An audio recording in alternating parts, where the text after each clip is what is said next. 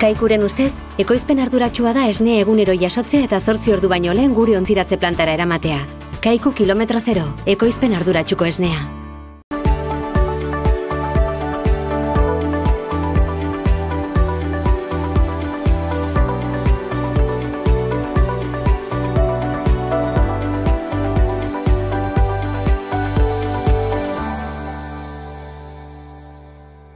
Kaixo eta ongi etorriak urteko azken ur eta lur saiora, gaurkoan Iruñara etorri gara eta ikusten duzuen bezala gure gibelkaldean Kaikuko industria dago, lehenbiziko erreportaia bertan eginen dugu eta ondotik sindikatuaren atalean, Ene sindikatuak Nafarroan Iruñan duen bulegora hurbilduko gara.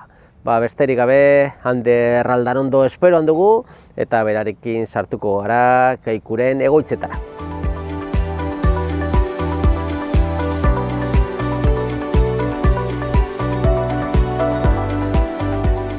Basan bezala, aurkezpenean hementxe gaude, Iruñan, Kaiku industriaren barruan eta gurekin Ander Aldanondo dugu, bertako I+D-ko esaten den arduraduna, eta alaxe da Anderrez, azkenean, Kaiku badakigu bez izen handia du, ospe handia du, nortasun handia du, eta Euskal Herriko marka bat dugu, baina industria hementxe gaude Iruñan ez, behar bada jende askok ez daki, baina hementxe Iruñan kanpokaldean duzu zuen egoitza nagusi bat ez? Bai, kaixo Iñaki, kaixo denoi, eta bai, alaxe da, inork askok ez dakite, Kaikuk Euskal Herrian dokan fabrika Iruñean dagoela, ez? Euskal Herriko hiriburuan ditzatekena. Bai, oso ongi, eta pixka bat jendea zentratzen joateko, zuek Kaikuk azkenean zuen laguna edo anaia edo kooperatibat zarete eta hortxe daude abeltzainak, ez? Azkenean jendea jakin bardu hori ere, ez dela industria bat edo marka bat dotzen bezala, ez? Alaxe da, hori da batez ere Kaikuren jatorria eta oinarria hori izan da beti, ez? Kooperatiba barnean, barruan egotea eta lehen sektorearekiko gertukotasun hori edukitzea eta sektorea ahalik eta jasangarriena egitea, ez? Hoxe izan da helburua beti Kaikurentzat. Bai, eta hortxe ditugu kooperatiba kideak, abeltzainak, nekazariak, eta esaten aldugu ez, badakigu krisi orokor honetan, jende guztiari ikutu diola modu batera edo bestera, baina bai da nabarmenki aipatzekoa, zuen kooperatibako kideak, abeltzainak, oso momentu gogorrak iratzen egondu direla, ez? Pixka bat ikusita egoera printzipala, ez? Garestitze orokor horrek beraiengan eragin izan duela, ez? Bai, beti azkenean, baserritarrei beti sufritu dute urteetan zehar, eta urten batez ere, ez? Azkenean pentsuak, gasolioa dela eta koste energetikoak, azkenean esnearen prezioa, esnearen fabrikatzea asko kostatu zaie. Eta bai, haiek dira lehenengoak egoera sufritzen dutenak, ez? Guk alik eta alegin handien egiten dugu haiei laguntzeko. Bai, eta zuek ere industriaren ikuspegitik, gauza bera, ez? Esaten aldugu, industrian ere badakigu gaur egunean argindarra behar dela, kamionak eta garraioatzeko gauzak ere gasolioa behar dela, eta zuen ere eragin izan du, ez? Bai, alaxe da, ez? Azkenean baserritarra izan dira lehenengoak sufritzen, baina azkenean sektore guztia, kate guztia jodu, ez? Guk ere koste energetikoak izugarri hasi zaizkigu, beste osagai batzuk azukreak, materialak, kartoia, plastikoa ere izugarri igo dira, eta azkenean denok sufritu dugun momentu bat izan dago. Bai.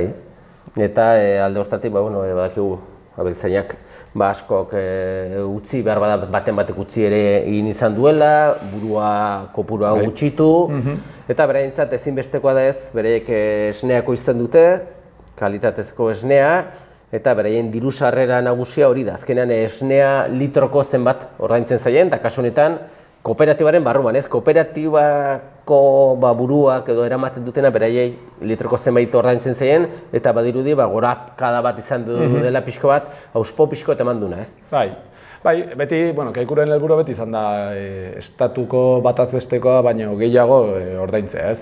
Egia da egoera honetan, prezioa igo zaiela, esfortzu bat egin da kaikuren partez, baina badakigulako haiek ere esfortzu handia egiten ari direla haien behiak mantentzeko, eta esnea guri ekartzeko. Orduan, kaiku beti saiatu da prezio ahalik eta justuena ordaintzen, gero, batzuetan gertatzea guk ere prezio horiek merkatura erreperkutitu egin behar ditugu, eta batzuetan ez da erraixa izaten, oreka hori bezeroek, abeltzainak, eta industria batzuetan tartean gelditzen da, eta batzuetan ez da erraixa oreka hori ondo mantentzen, ez? Bai. Izatea pixka bat. Azken aldi honetan igo da, ikusi deindetan da, esnearen prezioa edo esnekin ere goratu dela, eta horrek bai ematen du, pixka bat, hor da lege famatu batez, kadena alimentaria deitzen den ardaraz, eta azkenean bakoitza behar du bere prezioa, eta zuentzat ezinbesteko da ere merkatuan behar duen prezio hori izatea, gero behikira bajatzen joateko ere, ez? Bai, azkenean lege horrek ez du ezer berria esaten, ez zerbait logikoa edo zentzuzkoa da, ez? Azkenean ordaindu behar da, balio duena, ez gutxiago. Orduan, eta bakoitza jaso behar du, behar duena gutxienez, ez? Orduan, zertu horretan, gu saiatu gara baita, beltzainei gehiago ordaintzen, eta guk ere, azkenean, kostuak nola gehitu egin diren, hori ere merkatura eraman behar izan dugu, eta beste erremediorik gelditu. Bai, eta kontsumitzaileak onartu behar du, azkenean kalitatezko produktu bat erosten dugulikan, bere prezioa behar dula. Bai, arriskoa badago, ez? Batzutan asko igotzen badezu, merkatutik kanpo gera zaitezkela, zetik kompetentzia izugarria dago beste markekin.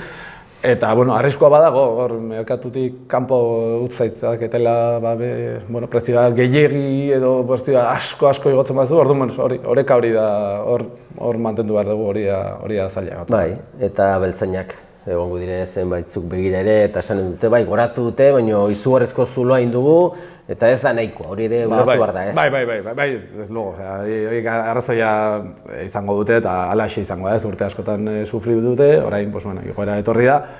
Ziurrenik ere, gehiago igotzea merezi dute, baina esan dizuana, ez? Oreka hori mantendu behar dugu, hori denon ardura da azkenean, ez?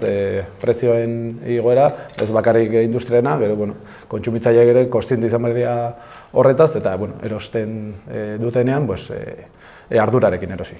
Bai, esnea ja, demagun ja, esnea, kaiku markako esnea, kontsumitzaileentzat berme bat du, konfiantza bat ematen digu, kalitatearen seinale da, eta horretarako hor daude abeltzainak, egunero behiak jeizten, eta ezagit esne hon bat kalitatezkoa lortzeko zein da oinarria edo ze ezaugarriak izaten ditu? Guretzat oinarrizkoa da daukagun gertutasuna, ez? Hemen inguruko baserrietan jasotzen dugu esnea, Euskal Herriko puntu txiki askotan, bai baserri txiki edo handietan, orduan hurbilkotasun horrek egiten du fabrikara esnea bere puntu onenean iristea, ez? Eta, gero behin hemen fabrikan dagoela, ahalik eta azkarren tratatu eta ekoiztu, produktua ahalik eta freskoen iristeko kontsumitzaileen gana, ez? Orduan hori litzateke pixkat kaikuren gakoa edo. Bai, eta gero ere produktu horrek, kasu honetan esneak, esne fresko horrek ere badu ere iraupen bat gero ere, ez? Denbora ez dela ez kontsumitu behar da momentuan. Zuek ere gaur egungo teknika desberdinekin lortzen dena da, hilabete batzuetan osasuntsu eta gone izateaz. Bai, azkenean esnekiekin eta esnekin prozesu diferenteak daude, produktu bakoitzerako aplikatzen direnak. Esne iraungitze data luzea dutenak, beste batzuk jogurtak eta horrelakoak hilabete eskaseko kaduzidea izaten dute, eta produktu horiek ahalik eta azkarren kontsumitu behar dira, ez? Produktua bere egoera onenean kontsumitua izateko. Bai, eta aipatuzu esnekiak, ez? Esnea da oinarria, gizartean esne asko edaten dugu, beti izan du da esneatea osasuntsua, baina hor sartzen direia, gizartea evoluzionatu duen bezala, produktu berriak sortzen joan dire, eta zuen kasuan ere, esnekiak sortu zenituzten eta esneki berriak sortzen joaten zarete momentu oro, ez, esaten aldugu, ez? Bai. Merkatuak ze beharra duen ura asetzeko, ez? Alaxe da.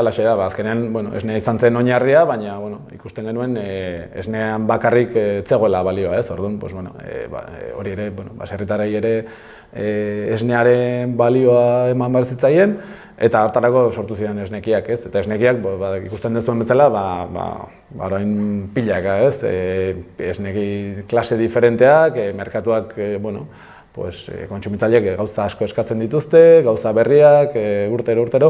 Orduan, saiatzen gera, alik eta, kontsumitzaileak alik eta kontentuen mantentzen, ez? Horregatik azkenean enbeste produktu mota, ez? Bai, behar bada ipatuko ditugu esanguratsuenak edo berri batzuk, adibidez zure atzekaldean ikuste ditugu gurea izenarekin saltzen duzuen esnekiak. Ze berezitasun du esneki horrek? Esneki hau batez ere atera zen, duela urte terdi horrela, azkenean, gurea beti izan da marka oso, kaiku barruan marka oso esanguratsua, beti kalitatearekin oso esturik lotutakoa, ez? Orduan, zentzu horretan, esan genuen, guazen esnekiak ere marka horren barruan egitea, eta horrela, baserritarren lan honari ematen zaio garrantzia handiagoa, ez? Momentu horretan daude jogurtak gutxi esten diren momentu bat, esate dutelako, ez dela osasuntsua eta bar. Orduan, uste genuen momentu hori zela ona, baserritarrekin batera proiektu bat egiteko eta goi kalitatezko jogur bat prestatzeko. Bai. Eta beste produktu batzukin jarraituaz, laktosarik gabeko jogurrak hor ditugu ere, laktosa, ez? Bada jendea, behar da, bere gorputzak laktosa ez duela oso ongi onartzen, ez? Bai, hori izaten da, arazoetako bat, jente desiente dagoela, laktosa ez duela onartzen, eta horretik daukagu produktu sorta handi bat, ez? Laktosa gabeko produktu sorta handi bat. Zentzu horretan, kaiku izan zen, estatu mailan ere lehena horrelako produktuak sortzen, eta oraindik jarraitzen duzu. Jarraitzen dugu eta jarraituko dugu, ez? Hori da. Merkatu bat dagoela hor. Eta asko ere ikusten duguna salmenta puntuetan izaten da kaiku vegetala deitzen duzuela. Ez dakiz ezaguna izaten duen edo ze berezitasuna duen? Bai, hau ere azkeneko urteetan dagoen moda edo moda bat da. Hemen esneak ez dira esnearekin egindako produktuak, baina azkenean kaikuk ere badauka, merkatua dauka begiz jota, hor egon behar gara, beste marka dauden lekuetan egon behar gara, eta hor ere sartu gara, ez? Orain, kokoa eta almendra dituzten bi produktu egiten ditugu, eta uste dugu etorkizunerako,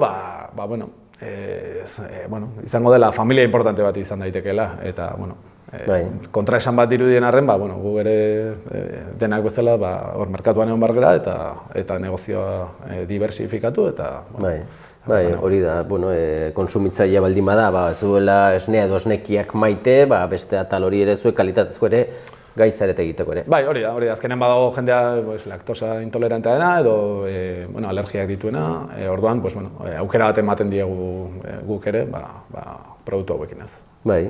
Eta, gainontzeko betiko produktuak ez, jogur grekoak, intxaurra dutenak, eta abar, ez, azkenean mundua da, ez, kaiku badu nik oso zabal bat, eta... Bai, hor baitu klasiko batzuk esango ditugunak, eta, bifiak, eta jogur, zaporezko jogur normalak, eta horiek beti egongo dira hor supermerkatuetan, eta gero, kaikuren helburua beti izango da, produktu berriak sortzea, batzuk arrakasta gehiago izango dute, beste batzuk gutxio, baina helburua da oinarri sendo bat edukitzea, eta gero, horrek ematea aukera produktu berriak sortzeko. Esnekiak, garbi dago, esneki pilo bat kalitatezkoak, baina, esnekiaren oinarria lehena izan dugu, esnea dela. Ez dakiz ze prozesu garritzen duen, bazkenean ikuilu batetik esnea abitzen denetik, bazkenean esneki bat egin arte eta komertzializatu arte. Jarraitzen duen prozesua ez da bat ere komplikatua ez. Azkenean behiek egunero ematen dute esnea, guk egunero jasotzen dugu kaiku dituen baserrietatik. Gero onera Iruñako fabrikara ekartzen ditugu, hemen ustu, ahalik eta azkarren tratatu, bakteria patogenoak eta akabatzeko.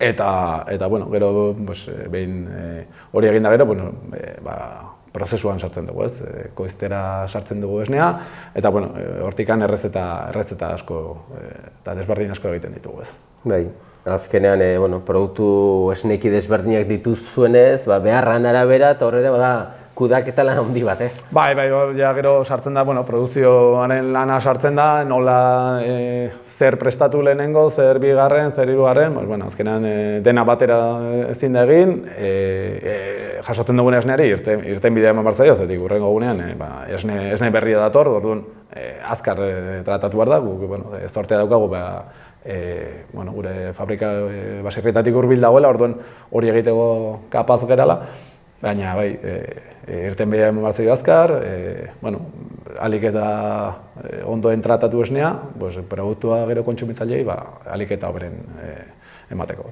Bai. Industria hemen Iruñan duzuen, Nafarroan, eta asko goraipatzen dena Kaikuren barruan eta kontsumitzaileen artean da, kilometro zero deitzen den lelo hori edo errealitate hori. Pixka bat, nola lortzen da hori eta zer bermatzen da horrekin?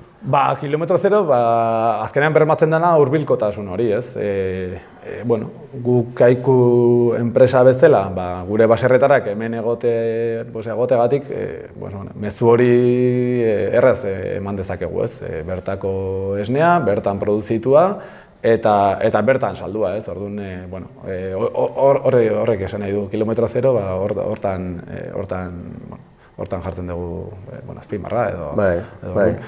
Eta hortxe ditugu, ez? Gurea produktua, dela produktu oso on bat, kalitate oso altukoa, oso gertuko esnearekin, ahalik eta azkarren produzitzeko aukera ematen diguna, eta ahalik eta azkarren kontsumitzaileei emateko. Bai, hori da. Hemen ekoizten dituzu esnekiak eta komertzializazioa guretzat, euskaldunentzat, Euskal Herri mailan saltzen dituzu zuen produktuak, ez dituzu bateak ikusten, ez?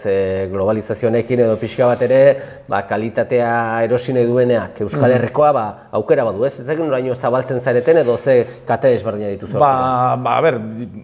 Euskal Herrian, ez gara, azkenean ez dakit 3 milioi garen gutxi gora bera, orduan ez da merkatu oso handia, orduan, dena hemen saltzea, askotan ezinezkoa da, ez? Orduan, bai saiatzen gara, kilometro zeroko produktuak Euskal Herri mailan saltzen, baita Errioxa eta Kantabriako zonalde batzuetan ere, eta gero, baitugu beste laktosa gabekoak, vegetalak, adibidez, horiek bai saltzen ditugula estatu mailan, ez?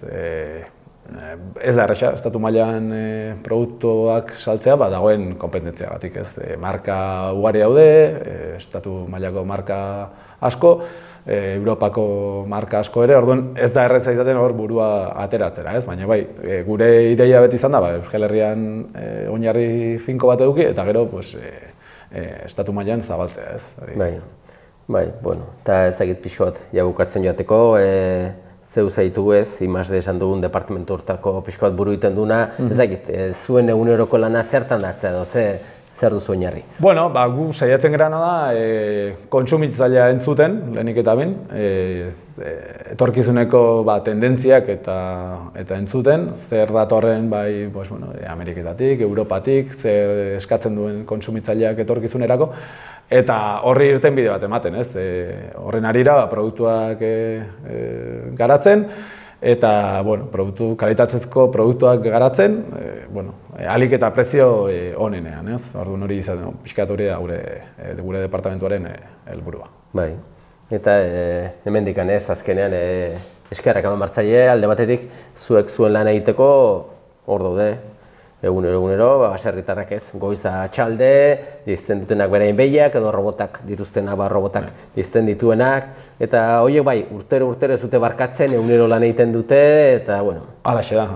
Haiek gabe guk ere ez genuke ezer egingo, ez? Orduan haiek dira, Kaikuren gakoa edo pilar garrantzitsuena, ez? Lehen gaia, eta orduan haiek gabe, eta haiek ez dute hutsik egiten, behiek ez dute jai egiten, eta haiek gabe ez genituzke produktu hauek ekoiztuko ez. Eta baita ere, konsumitzaileak ez, azkenean garbi dute ez, erosten dutelikan Kaikuren produktu bat, zuk esan duzuna ez, kilometro zerori, bertako familio pilo bat daude atzetikan, baserriak, nortasun badu eta garrantzitsuena hotik sartzen den hori kalitatezkoa dela ez. Nik uste dut hori, azken urteetan nik uste dut argi izan duela kontsumitzaileak ez. Hemengo enpresa bat gerala, baserritarrekin konpromezu handi bat daukagula, eta hori kontsumitzaileak nik uste dut badakit dela, eta ez dakitenek jakin behar dute ez, hori horrela dela, eta kontuan hartu behar dutela erosketa egiterakoan. Plazer bat izan da ikusi duzuen bezala, Iruñera hurbiltzea, Kaikuren egoitzara industriara etortzea, eta nola ez, Anderrekin egotea. Ander, zuri ere eskerrak eman ez, azkenean azalpen guzti hauek emategatik, ikusentzulentzat oso garrantzitsua da ikustea Kaikuren barne funtzionamentua edo ikustea pixka bat atzetik badela jende euskalduna ere, postu egiten duela beraien lana ongi egiteagatik, eta konsumitzaileentzat eta guretzat kalitatezko produktuak ekoizteko. Eskerrik asko. Eskerrik asko, Iñaki, eta plazer bat izan da, eta eskerrik asko abeltzainei eta kontsumitzailei Kaikuren proiektuaren parte izateagatik. Kaikuren ustez, ekoizpen arduratsua da gure abeltzain guztiei, handiei naiz txikiei, laguntza bera ematea. Kaiku kilometro zero, ekoizpen arduratsuko esnea.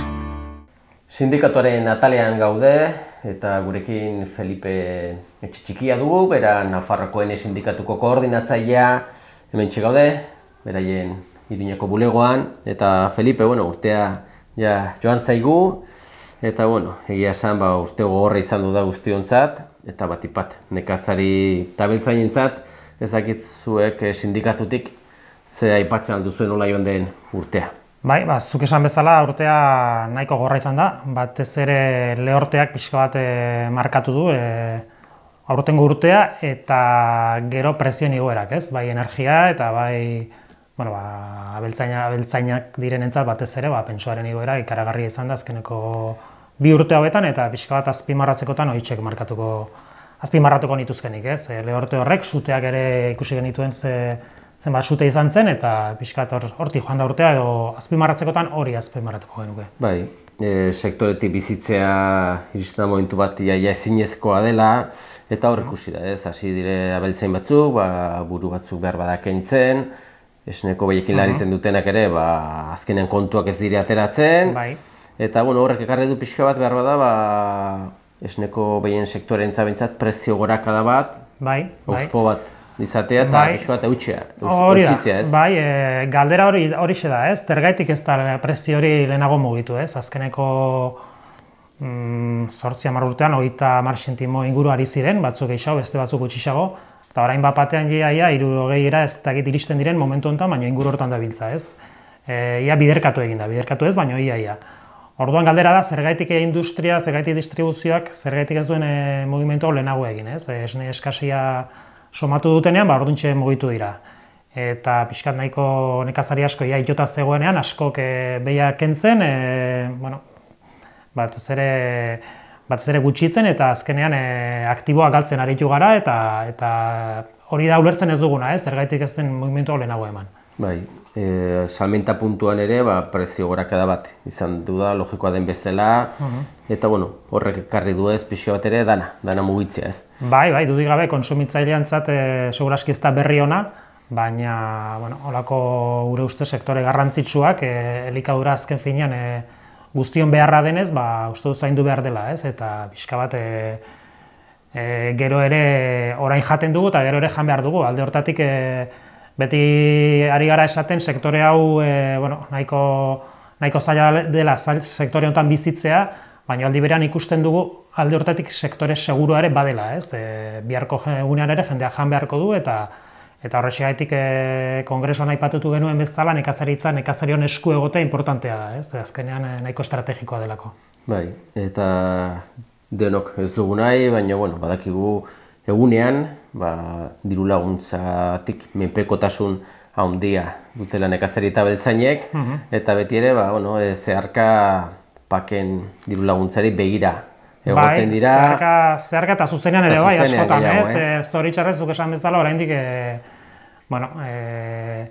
prezio bidez nekazari askok ezin dute aurrera egin, eta laguntzak hortxe daude, laguntzen alderik txarrena seguraski banaketa hori nola dagoen, atzetik badatoz horre baldintzatua dago atzeko reformetatik eta atzetik nola heldu den, eta zoritxarrez hori aurtengo reforma honetan ere ez da asko aldatu, azken finean hau izango da reformaren azkeneko urtea, aurreko reformaren azkeneko urtea, eta hurrengo urtean ja reforma berri aplikatuko da, baina ikusi dugu sakonean aldaketa handirik ez dela. Gutxi gora bera mantenduko dira PAK edo nekazaritza politika horren bi zutabe nagusiak, laguntza zuzenak esaten ditugunak, eta gero landa garapen plan horiek ere hor mantenduko dira, eta gutxi gora bera diru kopurua berdintsuarekin.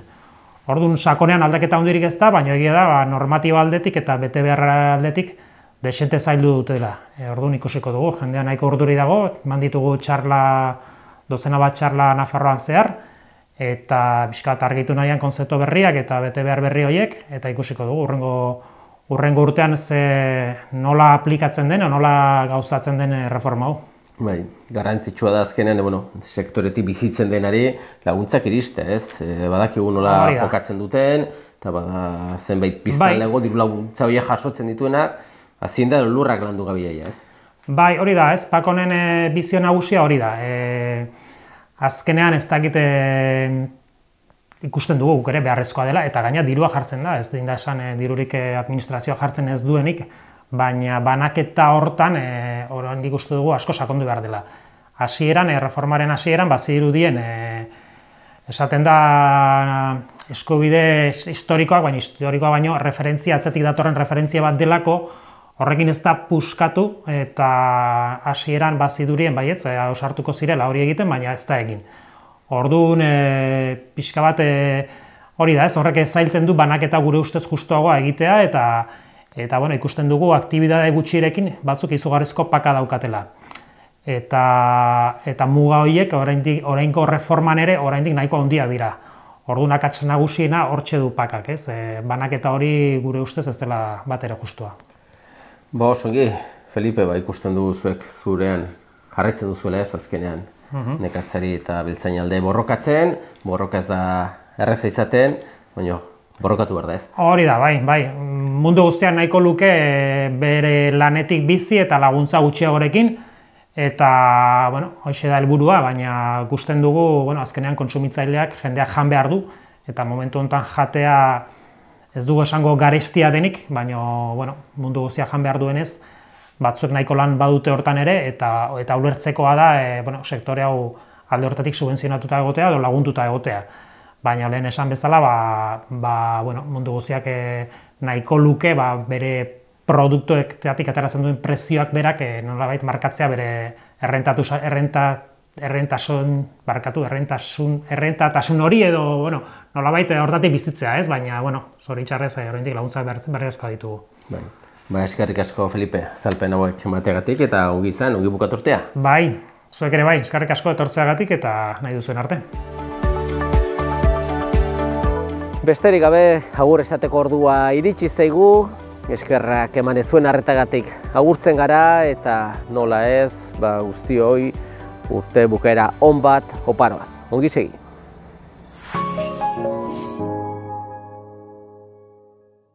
Kaikuren ustez, ekoizpen arduratsua da esne egunero jasotzea eta 8 ordu baino lehen gure ontziratze plantara eramatea. Kaiku kilometro zero, ekoizpen arduratsuko esnea.